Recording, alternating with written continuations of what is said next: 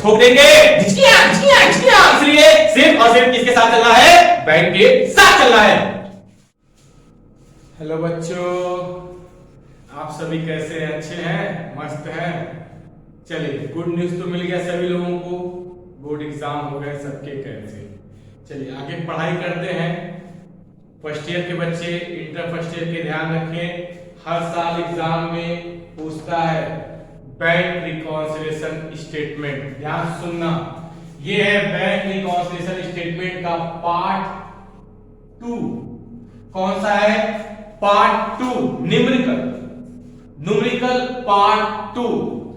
Part 1 जिन लोगों ने नहीं देखा है वो जाकर हमारे पिछले वीडियो को जरूर देखें, और जो बच्चे हमारे चैनल पर नए हैं वो चैनल को जरूर सब्सक्राइब करें, ठीक है, और हमारे आने वाले सभी वीडियो को वॉच करें। देखो बच्चों, आज पढ़ेंगे हम न्यूमेरिकल, बैंक रिकॉन्सिलिएशन का न्यूमेरिकल कैसे किया जाता है सॉल्व। देखिए, मैंने आपके सामने 4 इसके पॉइंट लिखे हैं और इसको कैसे करेंगे हम लोग सॉल्व। सबसे पहले मैं आपको बताऊं प्रोफार्मा। देखिए, रिकॉन्सिलिएशन का प्रोफार्मा ज्यादा बड़ा नहीं होता है। सबसे पहले लिखो bank reconciliation statement as at 31 March 2019, यानी जो भी सर में सवाल लगाने को बोले वो डेट यहां लिखते हैं। फिर 3 कॉलम खींचते हैं, particular, plus item, minus item, यानी जो भी आपको क्वेश्चन दिए गए होंगे उसी में से आपको छांटना है कौन है प्लस आइटम और कौन है माइनस आइटम। और ये प्लस माइनस आइटम और माइनस आइटम कैसे छांटा जाए, इसके लिए मैंने आपको छोटा सा फार्मूला बताया था, आपको याद होगा, याद है? फार्मूला मैंने क्या बताया था? दीनानाथ चौहान चले दिल्ली, चले पैदल, याद आया? फार्मूला क्या था? डेबिट क्रेडिट, क्रेडिट डेबिट, और ये हो गया कैश बुक, ये हो गया पासबुक, ये हो गया कैश बुक, ये हो गया पासबुक। ये 4 नियम बीच में लिखते हैं, debit balance as per, credit balance as per, credit balance as per, debit balance as पर।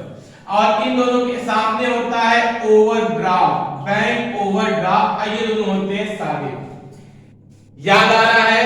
इस पर समय ज्यादा वेस्ट नहीं करेंगे। जिनको ये अच्छे से समझना है वो मेरा पिछला वीडियो जरूर देखें। देखिए, मैंने इसमें रूल समझाया था आपको कि पहला और चौथा नियम एक बात बोलता है, दूसरा और तीसरा नियम एक बात बोलता है। तो पहला और चौथा नियम क्या कहता है? हमेशा बैंक के साथ चलो। और दूसरा तीसरा कहता है हम बढ़े तो प्लस और हम घटे तो माइनस। तो एक चीज याद रखिएगा बच्चा लोग, जब भी आपसे क्वेश्चन सॉल्व करने को कहा जाएगा, जब भी आपसे न्यूमेरिकल सॉल्व करने को कहा जाएगा, तो वो न्यूमेरिकल हमेशा इन 4 नियम में से किसी एक रूल पर क्या होता है? फॉलो होता है। अब आपको खोजना होता है वो रूल कौन सा है। तो चलिए हम खोजाते हैं रूल, कैसे खोजते हैं और करते हैं इस समस्या का समाधान।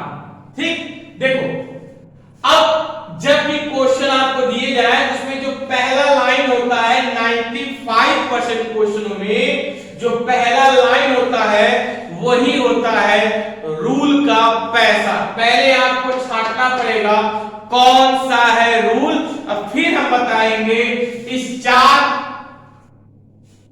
आपको जो दिए गए हैं सवाल, इन चारों में कौन सा है प्लस और कौन सा है माइनस। यानी 4 पॉइंट है, यही बस छांटना है, आपको छटनी करना है कौन है प्लस और कौन है माइनस। बस छांट लो और सवाल लगा दिया तो क्वेश्चन क्या हो गया? सॉल्व हो गया।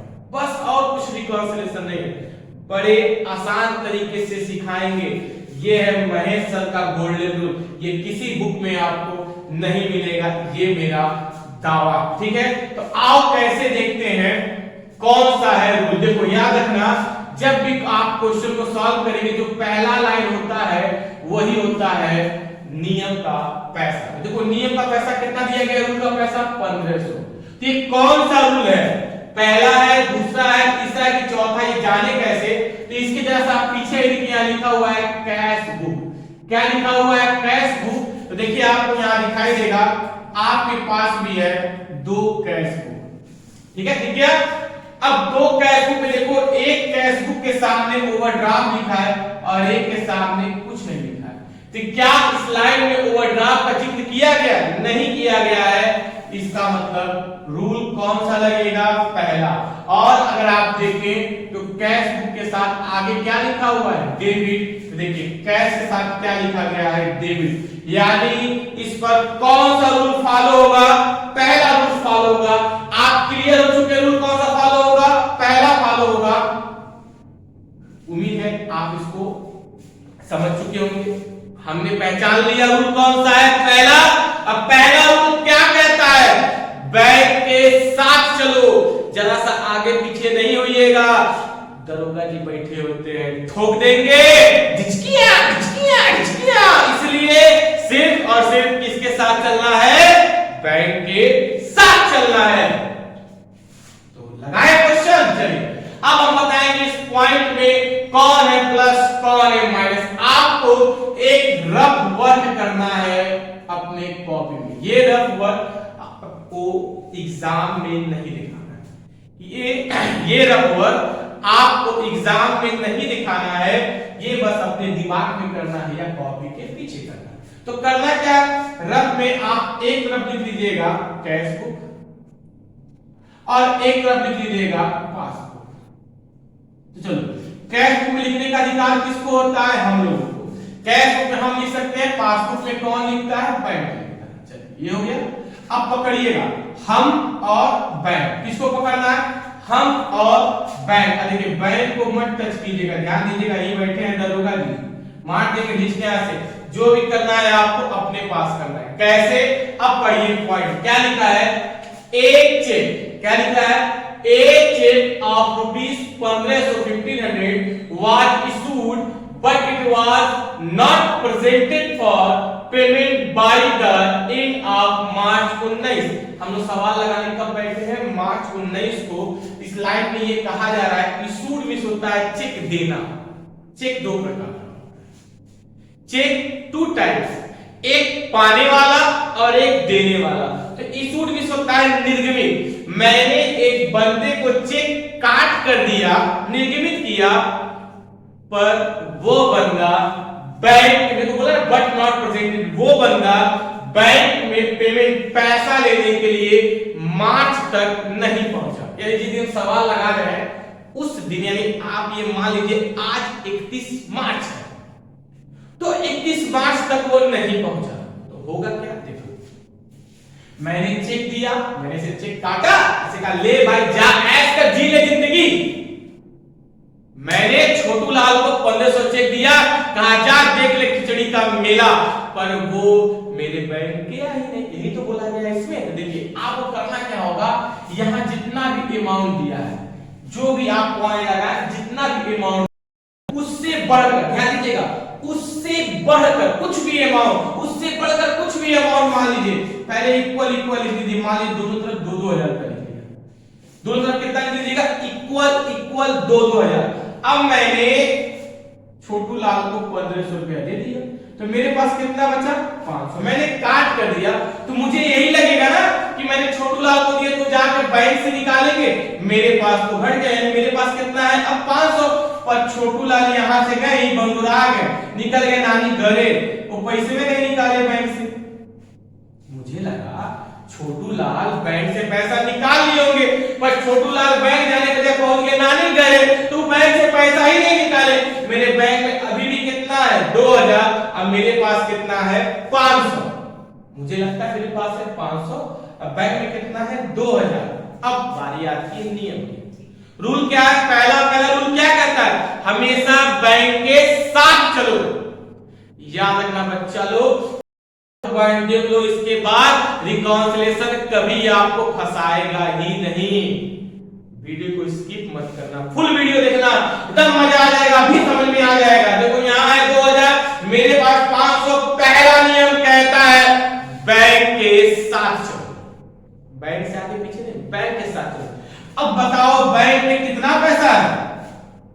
2000। अब मेरे पास कितना 500, तो बैंक की बराबरी करने के लिए मुझे अपने पास 1500 क्या करना होगा प्लस, यानी मुंह से क्या निकला हमको 1500 क्या करना होगा प्लस, यानी ये वाली लाइन क्या होगी प्लस होगी, यानी ये लाइन क्या होगी प्लस होगी। आ जाओ दूसरे पर, दूसरा नियम क्या कह रहा है देखो, दूसरा हम इसको मिटा देते हैं।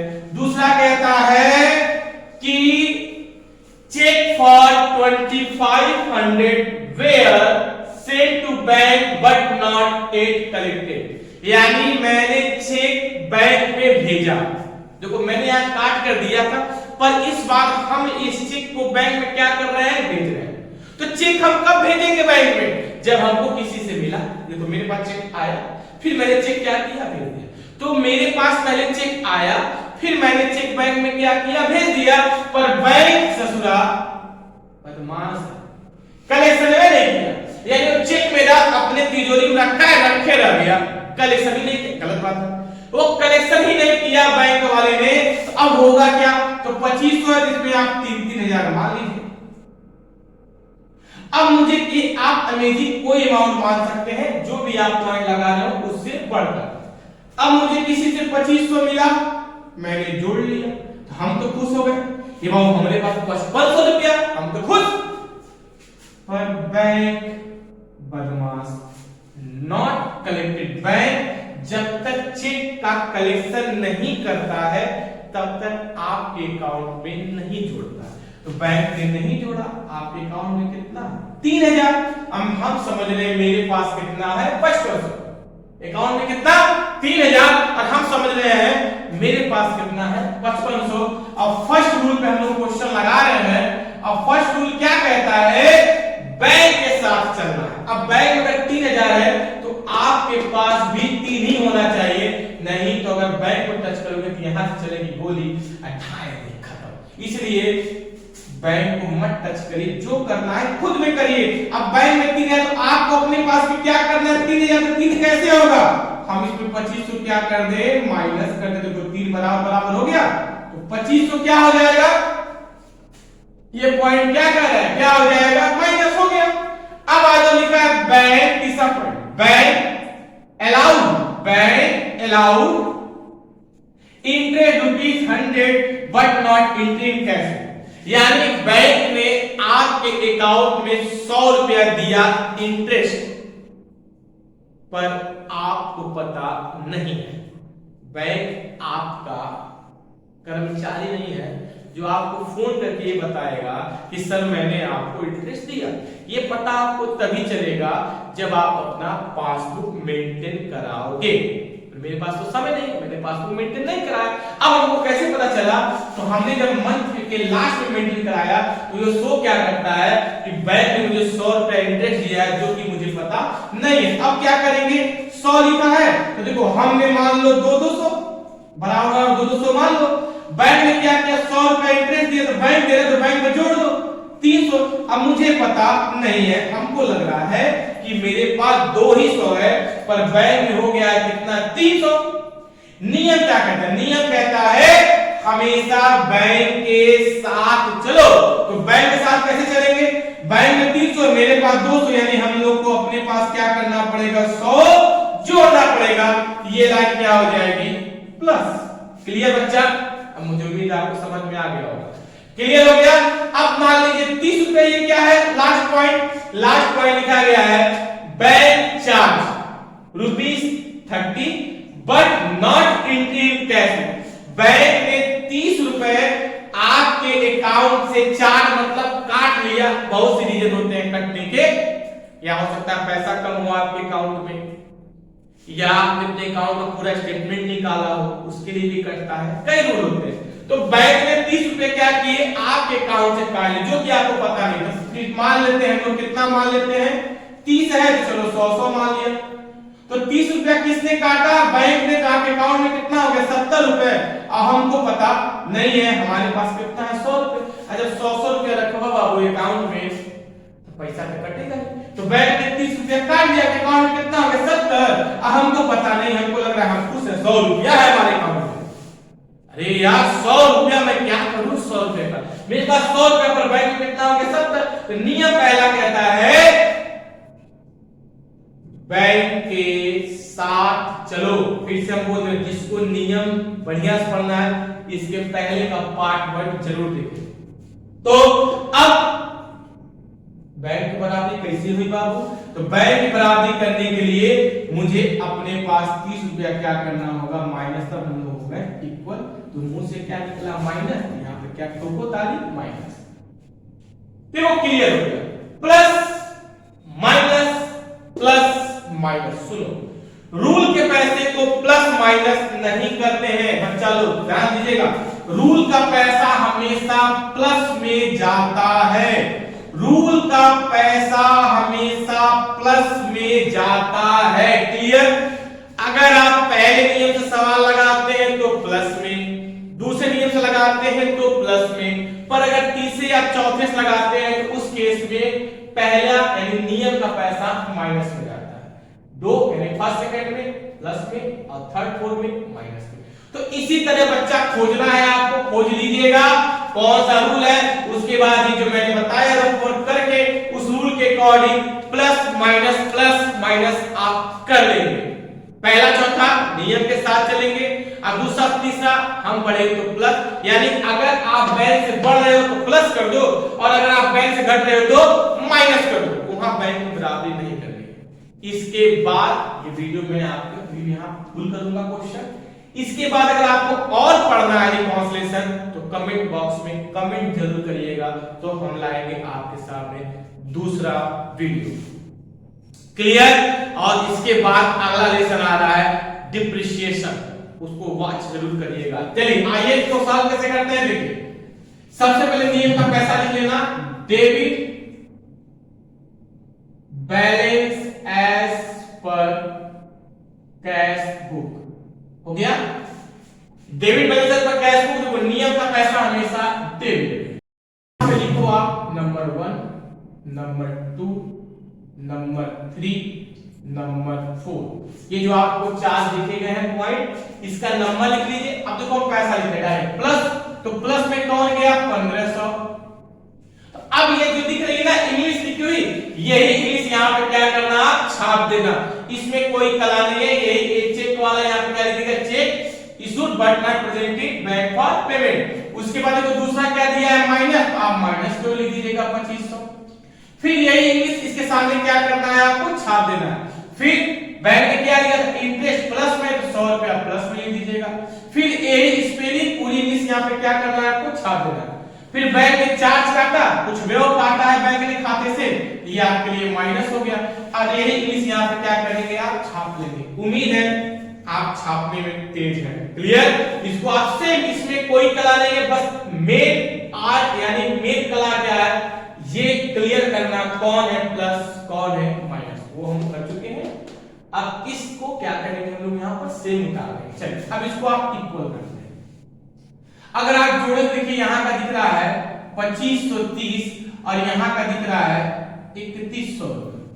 अब देखो अधिक कौन सा है, तो अधिक 3100 है, 3100 इधर भी 3100 इधर भी, 3100 हो गया। अब 3100 में से 2500 घटा दीजिए, तो देखिए 3100 में से अगर हम 2530 घटा दे तो आ गया 70 और 2 में से 5 गया 5, यानी 570 रुपए क्या हो रहा है, माइनस में कम हो रहा है। ठीक है, तो बस कुछ नहीं करना, हो गया ऐसा खत्म।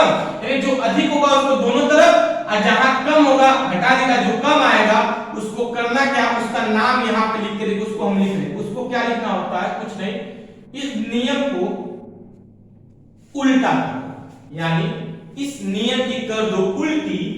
अब देखो डेबिट की उल्टी क्रेडिट लिखो, उल्टा यानी अपोजिट लिखना। डेबिट का उल्टा credit, balance as per cash book का उल्टा क्या होता है बच्चा, पासबुक। हो गया, यानी पासबुक में क्रेडिट बैलेंस शो कर रहा है कितना, 570 रुपए। ओके, समझ में आ गया सबको, क्लियर है? आगे पढ़ना है तो कमेंट बॉक्स में फिर डालिए, हम और रूल पे बता देंगे, नहीं तो इसी रूल पे आप क्या कीजिए, आगे बढ़िए, सवाल बहुत नॉर्मल तरीके से सॉल्व होगा। क्लियर? समझ में आ गया? वीडियो अच्छा लगा तो लाइक सब्सक्राइब और शेयर जरूर करिएगा। इतना याद रखिए बच्चा, हर यूट्यूबर बहुत मेहनत करता है आप लोगों के पीछे, तो आपका कुछ नहीं जाता है, 2 सेकंड भी नहीं जाता है, टिक सब्सक्राइब, टिक सब्सक्राइब। इससे हम लोग को क्या मिलता है? मनोबल मिलता है, और वीडियो बनाने का क्या करता है? इच्छा होता है। तो प्लीज हम लोग की मेहनत को सराहें और हम लोग को आगे बढ़ने में करें हेल्प। ओके बच्चा, थैंक यू, जय हिंद, जय भारत।